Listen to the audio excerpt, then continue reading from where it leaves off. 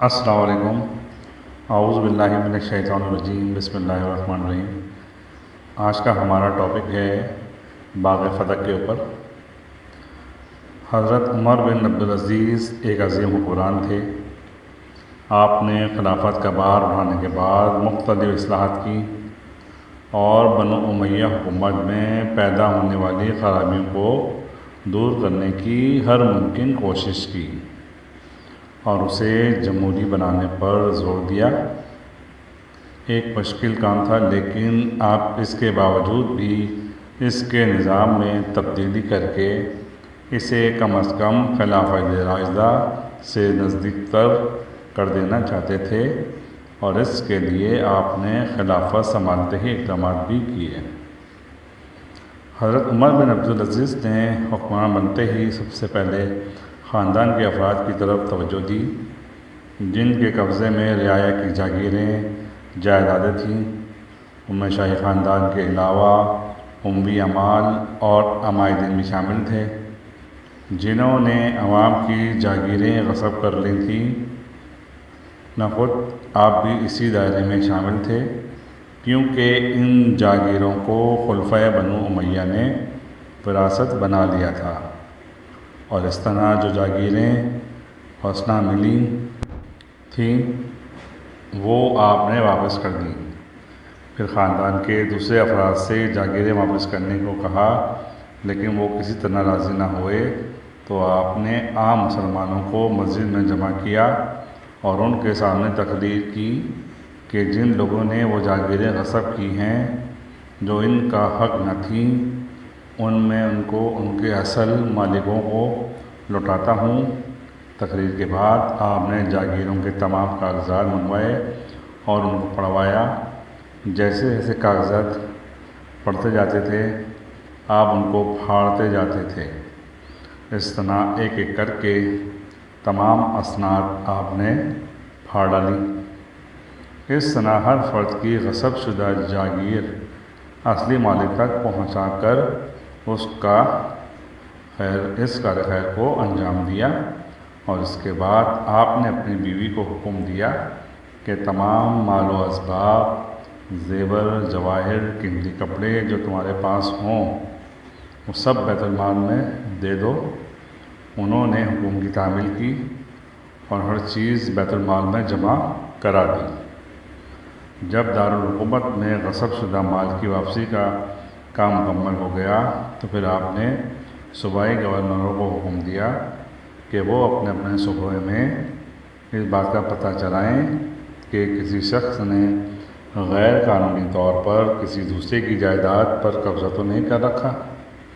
جہاں کہیں بھی انہیں اس قسم کی کسی بات کا پتہ چلتا، فوراً کارروائی کی جاتی اور اصل حقدار کو اس کی جائیدادیں واپس کر دی جاتی۔ اسلامی سلطنت میں بیت المال ایک سرکاری خزانہ تھا جو رعایا کی بہتری کے لیے صرف ہوتا تھا۔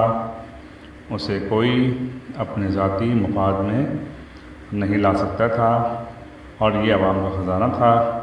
لیکن جب بنو امیہ برسر اقتدار آئے تو انہوں نے بیت المال کو ذاتی ملکیت قرار دے کر اسے ذاتی خرچ کرنے میں لانا شروع کر دیا۔ آپ کو یہ بدعنوانی پسند نہ آئی اور آپ نے اس کام کی اصلاح کی طرف توجہ دی۔ بہت سی دولت بیت المال میں ایسی موجود تھی جو دراصل غریبوں کا حق تھی اور ان سے ناجائز ذرائع سے حاصل کی گئی۔ آپ نے ایسی تمام دولت صحیح وارثوں میں تقسیم کر دینے کا حکم دیا۔ سرکاری آمدنی بڑھانے کے لیے نو مسلموں سے بھی جزیہ وصول کیا جاتا تھا، جو نو مسلموں پر ایک جبر تھا۔ حضرت عمر بن عبدالعزیز نے اس جبر کو ختم کر دیا۔ آپ نے حکم دیا کہ کسی نو مسلم سے جزیہ نہ لیا جائے۔ اگر کوئی شخص اس وقت مسلمان ہو جائے جب اس سے جزیہ وصول کرنے کا آخری لمحہ ہو تو اس پر بھی جزیہ معاف کر دیا جائے۔ اس حکم سے کئی لوگ مسلمان ہوئے۔ حضرت عمر بن عبدالعزیز نے بیت المال کی حفاظت کا پورا انتظام کیا، اس کی جانچ پڑتال کرتے۔ اگر ایک اشرفی بھی کم ہو جاتی تو اس کے بارے میں باز پرس کی جاتی۔ مختصر یہ کہ آپ نے بیت المال میں ہونے والی تمام بدعنوانیوں کا سختی سے خاتمہ کر دیا، ناجائز طریقوں سے آنے والی آمدنیوں، ناجائز ذرائع سے حاصل ہونے والے اخراجات ختم کر کے بیت المال کی مکمل اصلاح کی۔ اس کے بعد جو ایک مسئلہ تھا باغ فدق کا مسئلہ، باغ فدق خیبر کے ایک گاؤں میں تھا۔ جب خیبر فتح ہوا، اس باغ کو حضور صلی اللہ علیہ وسلم نے خاصہ قرار دے دیا۔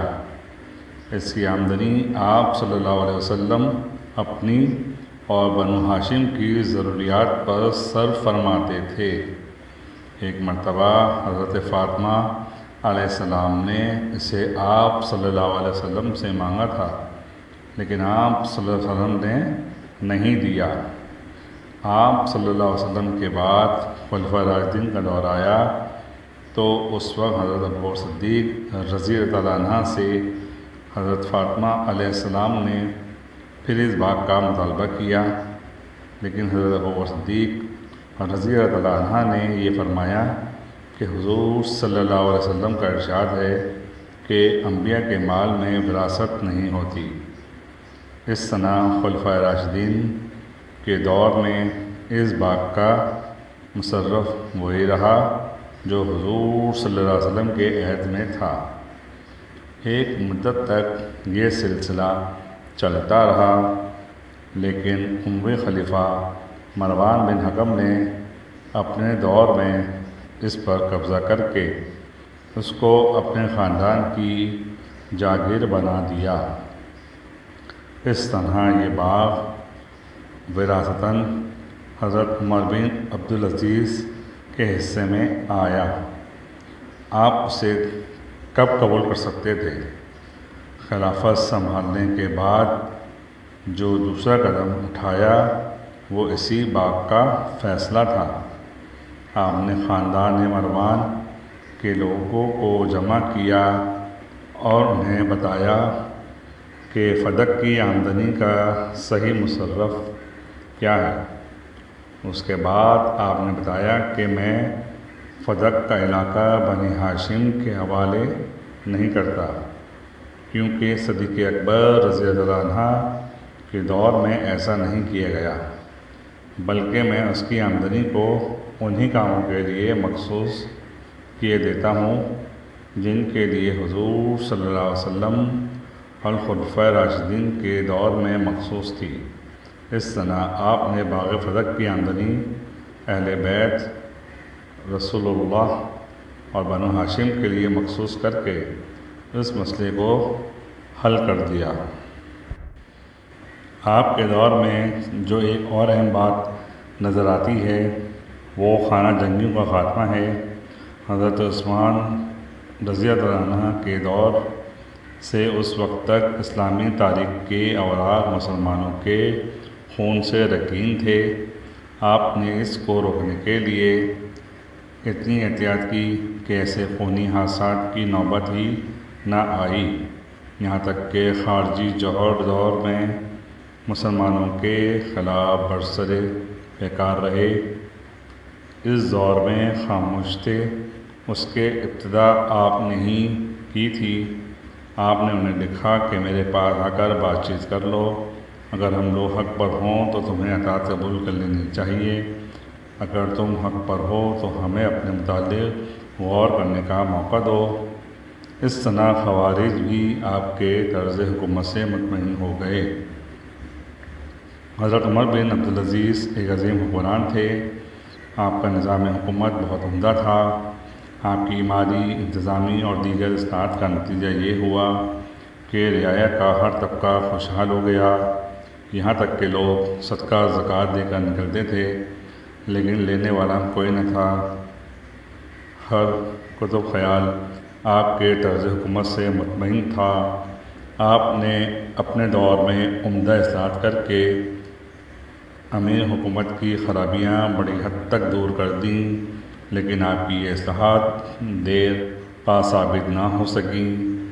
آنے والا خلیفہ یزید ثانی نے اس اصلاحات کو قائم رکھنے میں بری طرح ناکام رہا اور وہ اپنے بیشتروں کے نقش قدم پر زیادہ دیر نہ چل سکا اور اموی حکومت اپنے دوبارہ پرانے رنگ میں آ گئی۔